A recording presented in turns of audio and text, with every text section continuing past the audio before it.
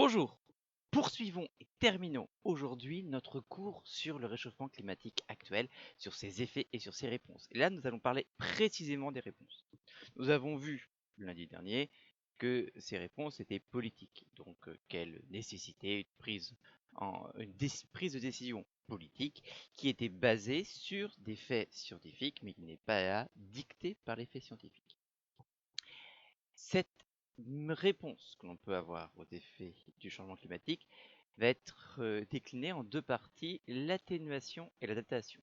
Ça sera valable pour n'importe quel phénomène qu'on estime préjudiciable pour les sociétés humaines. Il y aura une partie atténuation et une partie adaptation. On va commencer par l'atténuation, mais avant de parler précisément d'atténuation, quelle est la différence entre une atténuation et une adaptation? Pour comprendre ça, je vais vous prendre l'exemple de quelqu'un qui est malade.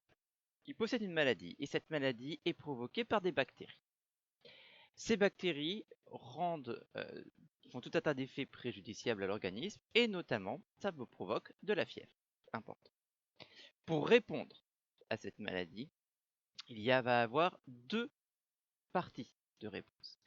La première, c'est la partie atténuation, c'est le fait de prendre des antibiotiques et donc de diminuer la quantité de bactéries présentes dans l'organisme. C'est une atténuation. En diminuant la quantité des bactéries néfastes, pathogènes présentes dans l'organisme, on va diminuer la cause de la maladie pour la réduire à un cas où elle est soit indécelable, on va dire qu'on n'est plus malade, soit qui n'est plus préjudiciable. Donc ça, c'est l'atténuation. On s'attaque à la cause elle-même. Mais le temps que nos antibiotiques fassent effet, on va devoir quand même vivre avec cette maladie et on va essayer d'en atténuer les effets. Donc qu'est-ce qu'on fait pour atténuer les effets? Et lorsqu'on a de la fièvre, en général, on reste alité dans un cadre qui nous maintient à la bonne température, donc pas trop chaud, pas trop froid pour limiter les effets que l'on ressent, en prenant des médicaments qui vont atténuer, qui vont diminuer les effets que l'on va ressentir. Donc on va avoir par exemple du doliprane, du paracétamol contre la fièvre, etc. Autrement dit, on va adapter nos comportements à la maladie pour limiter les effets indésirables. Donc l'atténuation est là pour limiter les causes des effets indésirables. L'adaptation est là pour limiter les effets eux-mêmes. Vous voyez, on a deux choses différentes qui vont pouvoir être menées. Dans le cas du réchauffement climatique, c'est la même chose. On va pouvoir avoir un effet d'atténuation. On va s'attaquer aux causes du réchauffement climatique. Et un phénomène d'adaptation, où là, on va adapter nos comportements pour vivre avec les effets du réchauffement climatique. Dans la première partie, nous parlons donc d'atténuation. Cette atténuation, ça va être l'atténuation de la cause du réchauffement climatique, qui est l'effet de serre, qui est l'augmentation de l'effet de serre. Donc, l'atténuation va essayer, ici, de diminuer l'effet de serre, ou du moins, de limiter l'augmentation de l'effet de serre au maximum. On va essayer de faire en sorte qu'il y ait le moins d'augmentation d'effet de serre possible. Donc, qu'il y ait le moins de gaz à effet de serre dans l'atmosphère. L'atténuation consiste à diminuer les causes d'un phénomène préjudiciable. Dans le cas du réchauffement climatique, il s'agit de diminuer la concentration atmosphérique en CO2 et dans les autres gaz à effet de serre, en sachant que l'on a très peu de marge de manœuvre sur la plupart des gaz à effet de serre. Par exemple, la vapeur d'eau, on a très peu de marge de manœuvre dessus. C'est surtout au niveau du CO2 que nous agissons. Mais vous savez, on a déjà parlé avec d'autres gaz, le méthane, etc., qui sont des gaz à effet de serre et sur lesquels nous pouvons jouer aussi. Même si c'est principalement le CO2 sur lequel nous pouvons agir. Comment on va faire? Je vous ai dit, la principale cause de l'augmentation de la concentration atmosphérique en CO2, c'est l'utilisation des combustibles fossiles, directement ou indirectement. Donc, pour atténuer, il suffit de dire, nous allons consommer, nous, en tant qu'humanité, allons consommer moins de combustibles fossiles, voire ne plus en consommer du tout. Dans la théorie, c'est quelque chose qui est assez simple à comprendre. c'est l'utilisation des combustibles fossiles qui provoque l'augmentation de la concentration atmosphérique en CO2. Je consomme plus de combustibles fossiles et du coup, j'atténue au maximum les effets du réchauffement, le réchauffement climatique. Le problème, c'est que c'est loin d'être simple. Et l'un des moyens de voir que c'est loin d'être simple, ça a été la crise qu'on appelait la crise des Gilets jaunes, qui est une crise politique en France, alors qui a été une crise particulièrement visible en France, pour des tas de raisons, mais qui a existé sous d'autres formes, avec d'autres modes d'expression dans beaucoup de pays dans le monde, pas toujours en même temps.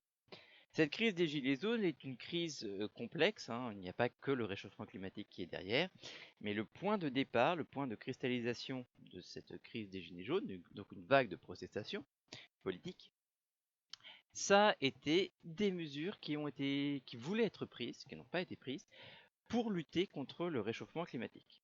Alors pourquoi est-ce que des personnes en France se sont révoltées contre ces mesures qui finalement n'ont pas été prises concrètement? D'une part, faut comprendre, et c'est quelque chose d'extrêmement important, notre société actuellement n'est pas prévue au niveau technique et au niveau organisationnel pour se passer des combustibles fossiles. Un exemple qui est très simple, c'est la voiture. Les voitures aujourd'hui fonctionnent en grande majorité avec des dérivés du pétrole ou éventuellement des dérivés du gaz naturel, bref des combustibles fossiles. Et la population, pour une énorme partie de la population mondiale, pas qu'en France, hein, partout dans le monde, dépend concrètement de véhicules qui fonctionnent à l'essence. Que ça soit des voitures, que ça soit des scooters, des motos, des bateaux, des camions, des avions, etc. À Paris, nous en rendons un petit peu moins compte parce que beaucoup de personnes utilisent des transports en commun qui ne dépendent pas de carburant. Il n'empêche qu'on utilise beaucoup de bus. Et imaginez aussi qu'à Paris, bah, il faut bien amener à un moment tous les produits que nous allons consommer à Paris. Or, ces produits sont amenés ultra majoritairement par camion. Et la plupart des produits manufacturés, donc tous les produits qui sont transformés en usine, que ce soit nos vêtements, nos appareils électroménagers, nos meubles, enfin tout ce que vous pouvez imaginer, c'est amené en général par bateau, par cargo, qui fonctionnent eux aussi à l'essence. Donc, notre société est extrêmement dépendante actuellement de l'utilisation de combustibles fossiles. On essaye petit à petit de réduire cette dépendance pour des tas de raisons, pas uniquement des raisons liées au réchauffement climatique, mais entre autres. Mais on ne change pas une société comme ça du jour au lendemain. Deuxième point, on peut dire par exemple, bah voilà, ok, les véhicules fonctionnant à l'essence provoquent du réchauffement climatique, accentuent le réchauffement climatique. On peut envisager des moyens, sans changer toute la société, des moyens qui sont moins polluants, qui rejettent moins de CO2, qui provoquent moins de réchauffement climatique. Par exemple, des véhicules électriques en France, puisque la plupart de l'électricité en France est produite par des centrales nucléaires. Les véhicules électriques, au final, consomment moins de CO2, surtout dans la durée. Si on n'en change pas régulièrement de véhicules électriques, on consomme moins de CO2. On rejette moins de CO2 dans l'atmosphère. Donc on peut très bien se dire, je remplace les camions dont j'ai besoin, les voitures dont j'ai besoin, par des camions électriques, par des voitures électriques. La technologie existe, elle est là. On a des avions électriques, maintenant on peut avoir même des avions cargo électriques. Donc c'est vraiment quelque chose qui est techniquement possible. Le problème, et qui est un problème extrêmement important, c'est que à chaque fois que l'on va demander des efforts pour réduire le CO2, ça va avoir un coût, et notamment un coût économique. Concrètement, la voiture électrique, par exemple, coûte plus cher, en général, pour des performances égales, qu'une voiture à essence.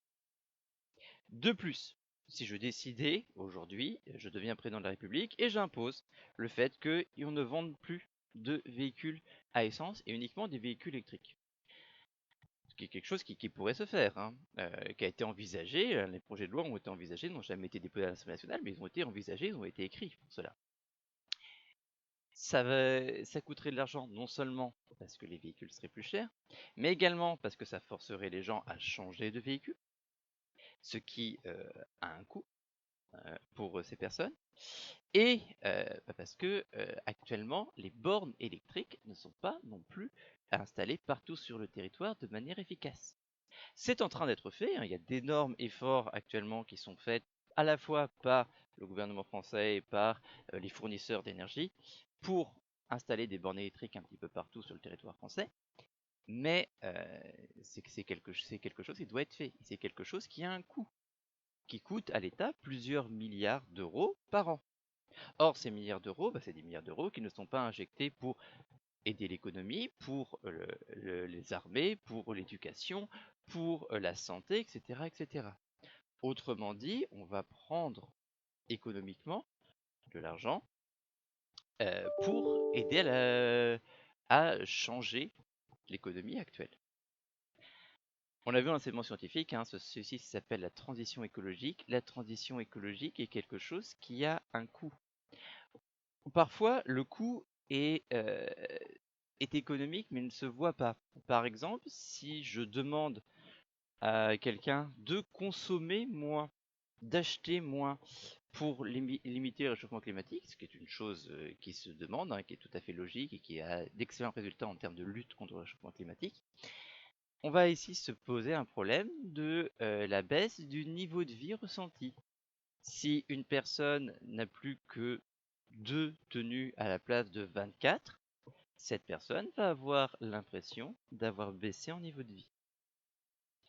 Ça a aussi un coût, même si c'est un coût ressenti. Donc, vous voyez bien, tout cela, ça a un coût social et économique, qui est parfois quelque chose qui est ressenti, qui est complexe, hein, qui est quelque chose qui ne se mesure pas forcément en euros, mais qui est quand même un coût euh, qui du coup peut poser un problème. Dernier point, et c'est l'un des points qui a justifié le mouvement des Gilets jaunes, c'est le fait que les efforts qui peuvent être consentis doivent être consentis individuellement. On n'imagine pas interdire à quelqu'un, par exemple, de s'acheter des vêtements ou de limiter en disant vous n'avez le droit qu'à 2 tenues et pas à 22. À partir de la 3e tenue, vous n'avez plus le droit d'acheter des vêtements. C'est inenvisageable dans l'immense majorité des pays. Donc on a un coût individuel, des efforts doivent être faits individuels, dont les individus ne voient pas le résultat. Concrètement, on peut ressentir aujourd'hui les effets du réchauffement climatique, même si c'est difficile, mais on peut éventuellement de manière individuelle les ressentir lorsque les scientifiques nous prouvent que tel ou tel phénomène devient plus fréquent à cause du réchauffement climatique. Et déjà, c'est quelque chose qui est compliqué.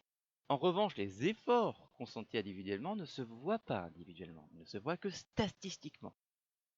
Or, lorsque vous demandez à quelqu'un de faire des efforts, que ces personnes voient leurs efforts, ne voient pas les résultats de leurs efforts, et en même temps voient de manière plus ou moins exacte que d'autres ne font pas l'effort, il se crée un sentiment d'injustice. Or, c'est exactement ce qui a été ressenti pour la partie écologique dans les Gilets jaunes, c'est que les personnes qui faisaient les Gilets jaunes avaient l'impression de l'injustice, avaient l'impression qu'on leur demandait des efforts dont ils ne voyaient pas les résultats, alors qu'on n'en demandait pas, selon eux, aux autres. Alors, je vous dis, hein, la crise des Gilets jaunes, c'est beaucoup plus complexe que ça. Il y a une partie sociale, etc. Il y a une partie politique qui est derrière. Il y a beaucoup de choses, mais vous comprenez déjà que le sentiment d'injustice qui est lié au fait que l'individu ne voit pas des résultats qui ne peuvent être que des résultats statistiques a pu justifier ce mouvement-là. Tout cela, donc cette crise des Gilets jaunes et d'autres crises partout dans le monde, prouve que l'atténuation est quelque chose de compliqué lorsqu'on cherche à s'attaquer aux habitudes des sociétés et donc derrière à la libération de CO2 liée à cette habitude. Donc l'atténuation la plus efficace consiste à diminuer le rejet par la société de gaz à effet de serre. Cette mesure est difficile à mettre en place pour plusieurs raisons. Les sociétés humaines dépendent des combustibles fossiles. La réduction de la CO2 est souvent corrélée à un appauvrissement temporaire, même si cet appauvrissement n'est qu'un appauvrissement ressenti. Et d'ailleurs, c'est en général beaucoup plus problématique lorsque c'est un appauvrissement ressenti qu'un appauvrissement réel. Et la mesure doit être mise en œuvre à l'échelle individuelle, mais ces effets ne sont pas perceptibles individuellement. Alors, il n'y a pas que la diminution des rejets de gaz à effet de serre qui peuvent servir à l'atténuation. La diminution des rejets, c'est la méthode la plus efficace, mais il y a d'autres méthodes, et notamment il y a les méthodes de capture de CO2. Quelle est l'idée? L'idée, ça va être de capturer du CO2, donc de prendre du CO2 dans l'atmosphère, et de le mettre à un endroit où il ne sera pas oxydé, donc où il ne retournera pas dans l'atmosphère. Le moyen le plus efficace de capter du CO2 que l'on a actuellement, c'est la photosynthèse. Donc, l'idée, c'est de dire, par exemple, comme ici, je prends des êtres vivants capables de faire photosynthèse, des végétaux, je les cultive, et j'y touche pas. Je les laisse là. Le meilleur moyen, c'est de faire des forêts, de faire de la sylviculture.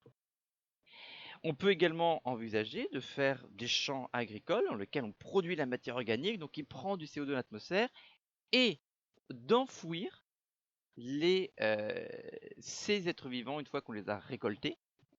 La matière organique enfouie ici va avoir du CO2 qui ne va pas être oxydé ou qui va être oxydé très lentement et qui ne retournera pas dans l'atmosphère. Donc c'est une méthode qui est assez efficace, qui est la méthode la plus efficace qu'on a pour capturer du CO2 actuellement, qui est celle-là, qui est de favoriser la photosynthèse et empêcher l'oxydation derrière. Point important, si je fais une forêt pour après pouvoir faire des meubles, au final, j'aurai de l'oxydation, ça servira à rien. Par contre, si je fais une forêt et que je laisse la forêt, que je n'y touche pas, là, on aura quelque chose qui est efficace. Autre méthode de capture, c'est le fait de prendre du CO2 directement à la sortie des usines et d'enfouir le CO2 sous forme de gaz. Alors, il y a plusieurs projets pilotes qui font ça. Maintenant, en termes techniques, on est dans une technologie qui est à maturité, c'est-à-dire qui est capable non seulement d'être réalisée, mais qui peut être réalisée par des industries sans avoir besoin de laboratoires complexes. Là, par exemple, vous avez un projet de Total dans un réservoir qui s'appelle le réservoir de Lac, qui était un grand gisement de gaz naturel qui est quasiment épuisé aujourd'hui. Mais Total a toujours ces installations-là, là-bas, et pourrait récupérer du gaz, du CO2, donc par exemple qui est produit par des ciments ou par la production d'électricité, et injecter directement le CO2 dans des roches. Alors ces roches, il faut qu'elles soient des roches carbonatées, faut vous en douter, parce que les autres roches seraient érodées et provoqueraient du rejet de CO2, comme on a vu. Ici, ce sont des roches carbonatées qui seraient prévues. Donc là, ça tombe bien, on a des roches carbonatées ici. On injecte le CO2 à l'intérieur et le CO2 reste coincé ici, ce qui est un moyen d'atténuer notre rejet de CO2 de manière assez efficace. Donc l'autre prise d'atténuation, c'est le stockage du carbone atmosphérique. Cette solution consiste à piéger le carbone atmosphérique dans des molécules que l'on n'oxyderait pas. Ces savoirs peuvent être issus de la photosynthèse ou dans des carbonates néoformés. Vous allez me dire, c'est fantastique, on a des méthodes pour faire ça, pourquoi on ne les déploie pas à grande échelle? Parce que c'est pas si simple que ça. L'agriculture et la sylviculture utilisées pour piéger du CO2, c'est bien, mais ça prend des terres. Concrètement, si je fais une forêt, ma forêt, il faut qu'elle ait des hectares de terre pour être là, des hectares qui vont ne servir que à faire de la forêt. Or, nous avons un problème, c'est que les terres arables, donc les terres que l'on peut cultiver, n'augmentent quasiment plus depuis les années 1950. En revanche, la population augmente très vite. Nous avons du coup, par personne, par être humain sur Terre, de moins en moins de terres arables par personne. Ce qui est un problème pour nous nourrir, mais également pour nous vêtir, pour fabriquer des médicaments, pour fabriquer tout un tas de produits dont on a besoin, et qui sont des produits agricoles, dont on a besoin en grand nombre. Et en plus, nous consommons chacun de plus en plus de ressources agricoles, que ce soit au niveau de la nourriture ou au niveau des produits qui nous servent à nous habiller, aux médicaments, etc. Donc on a de plus en plus besoin de terres arables et leur nombre n'augmente pas. Donc si je commence à produire, enfin à garder des terres arables uniquement pour le CO2, je vais avoir un moment un problème où je vais devoir choisir un moment entre nourrir ma population et capter du CO2. C'est un peu simpliste comme vision, mais dans quelques années, si on déploie la capture de CO2 par sylviculture à grande échelle, ce sera véritablement le cas. Donc vous voyez qu'il y a déjà un problème à ce niveau-là. C'est pas si simple que ça. On peut l'imaginer, mais pas à déployer à grande échelle. Alors vous allez me dire, il y a cette méthode-là, la méthode de la capture d'un carbonate. C'est pas aussi évident que ça, déjà parce que ça a un coût. Ça augmente le coût de la production, par exemple de la production de ciment, si on associe ça au ciment.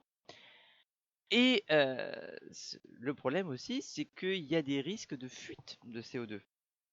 Par exemple, le gisement de lac ici, il est construit au pied des Pyrénées. Or, les Pyrénées, ce sont des montagnes qui sont toujours avec une tectonique active. Pas très active, mais active. Suffisamment pour qu'il y ait régulièrement des petits tremblements de terre au niveau des Pyrénées. Pas quelque chose de très grave, mais tremblements de terre qui pourraient par exemple faire une faille et des fissures. Fissures qui pourraient amener à la libération du CO2 qu'on a enfoui à l'extérieur. C'est à un tel point que en Allemagne, cette méthode de piégeage du CO2 dans des réservoirs a été interdite. En France, elle est autorisée. Alors, pour le site de lac, pour l'instant, on a très peu de risques de fuite, visiblement, observés. Il y a d'autres sites ailleurs dans le monde où on a observé des fuites. Donc, c'est quelque chose qui n'est pas si simple que ça. Le piège du carbone par agriculture ou sylviculture a des avantages de priver les sociétés humaines de terres agricoles exploitables. Quant au piégeage minier dans les carbonates, il pose des problèmes en termes de coûts énergétiques, mais également en termes de risque de fuite de CO2. Ça, c'était pour l'atténuation. On combat les causes. On ne va pas combattre que les causes, on va également essayer de s'adapter pour combattre les effets. Alors ça, vous avez vu, hein, les effets de réchauffement climatique sont multiples, on l'a vu en cours. À chaque effet, on va avoir une adaptation différente. Et il y a beaucoup d'effets pour lesquels on n'a pas encore d'adaptation possible. L'adaptation consiste à contrer les effets d'un phénomène préjudiciable. Donc, le réchauffement climatique, il s'agit de modifier les sociétés ou le milieu de vie pour conserver un cadre de vie favorable. Alors, tous les effets ne sont pas adaptables. Il y a des choses que l'on ne peut pas changer. Il y a des choses que l'on peut changer qui ont un coût très important. Par exemple, pour la montée du niveau des mers, on peut très bien imaginer de déplacer toutes les personnes qui vivent près du bord de mer. Sauf que ça représente plus de 4 milliards de personnes sur Terre. On peut le faire, mais c'est extrêmement complexe, extrêmement coûteux, à un tel point que c'est concrètement inenvisageable pour les sociétés humaines. Je vais vous montrer ici quelques exemples d'adaptations. Vous allez voir, hein, ces adaptations légères que je vais vous montrer. Pas mis en place actuellement d'adaptations très lourdes, pour des tas de raisons. Mais je vais vous montrer quelques exemples, pour montrer que c'est possible. Premier exemple, pour contrer le niveau des mers, c'est la mise en place de différents moyens, par exemple de digues. Alors ici, c'est la ville de Calais, en France, dans le nord de la France. La ville de Calais a construit un nouveau grand port et ils sont aperçus que le port de Calais qui était ici était très sensible à la montée des eaux. Donc, il y a eu une digue, regardez un petit peu la taille de la digue, elle fait 3 km, qui a été construite, surélevée pour protéger le port de Calais et la ville de Calais derrière avec ses activités de la montée des eaux que l'on observe actuellement. Alors là, je vous montre un exemple de Calais qui n'est pas un exemple dramatique. Pensez que, je vous en ai déjà parlé, aux Pays-Bas par exemple, les Pays-Bas consacrent chaque année plus d'1 milliard d'euros à la surélévation des digues qui maintiennent la mer, chaque année. Et je vous raconte même pas le coup de Venise où il faut augmenter tous les ans les bâtiments par en dessous en injectant du béton par en dessous. Un moyen que l'on peut avoir qui est encore plus efficace que les digues pour contrer la montée au niveau des eaux, c'est la protection des dunes et notamment la végétalisation des dunes. Donc ici, alors cette image vous apparaît pixelisée, désolé. Vous avez des dunes à la Tranche-sur-Mer, donc sur la côte atlantique française. Et vous voyez ici, on a des herbes qu'on appelle des zoyas, et puis d'autres plantes ici. Ces plantes vont, avec leur acide, maintenir le sable sur les dunes. En maintenant le sable sur les dunes, si la mer monte, elle limite énormément les risques d'inondation. Et donc on a protégé ces zoyas, ces plantes, et on en replante régulièrement pour qu'elles maintiennent les dunes en place. La végétalisation des dunes et la végétalisation des littoraux en général est un moyen efficace de lutter contre la montée du niveau des eaux. Ça, c'est contre la montée du niveau des eaux. On a d'autres effets. Hein. L'un des effets, ça va être l'augmentation de la fréquence des canicules. Or, pour ça, la ville qui a été choisie pour étudier les effets de la canicule, c'est Paris. Ça tombe plutôt bien. Et on a pu faire des études à Paris sur comment lutter contre les canicules et les effets des canicules. On s'est aperçu à Paris qu'il y avait certains quartiers, et même plus récemment certaines rues, certaines avenues, qui étaient beaucoup plus fraîches en termes de canicule que d'autres. La température montait beaucoup moins. Alors, on s'est posé la question de pourquoi. L'une de ces rues, voilà, c'est la rue des Martyrs à Paris, qui est ici. Pourquoi la rue des Martyrs résiste-t-elle mieux aux canicules? Pourquoi est-ce qu'il fait moins chaud en termes de canicule rue des Martyrs que sur d'autres boulevards proches? Vous voyez, c'est parce qu'il y a un couvert végétal important. À Paris, vous avez tout un tas d'avenues, de boulevards, de squares dans lesquels le couvert végétal est important et d'autres avenues, d'autres rues qui n'ont quasiment pas de végétation. Et on a pu mesurer concrètement le fait que lorsqu'il y a une canicule, il y a presque 4 degrés de différence entre une avenue végétalisée et une avenue non végétalisée. 4 degrés, c'est énorme. Pour la même ville, s'entend. Et je parle ici que d'avenues qui font la même taille, etc. Donc la végétalisation des villes est un moyen de lutter efficacement contre les canicules et le réchauffement climatique. Pour des tas de raisons. D'une part, ça fait de l'ombre. D'autre part, surtout, la chaleur va être captée par les plantes qui vont l'utiliser et qui vont faire de l'évapotranspiration. L'évapotranspiration qui va transformer la chaleur en agitation moléculaire pour changer d'état, donc pour faire passer l'eau de l'état liquide à l'état gazeux. Et donc, on va perdre ainsi de la chaleur et pouvoir être plus frais. Alors, sur le papier, c'est une bonne nouvelle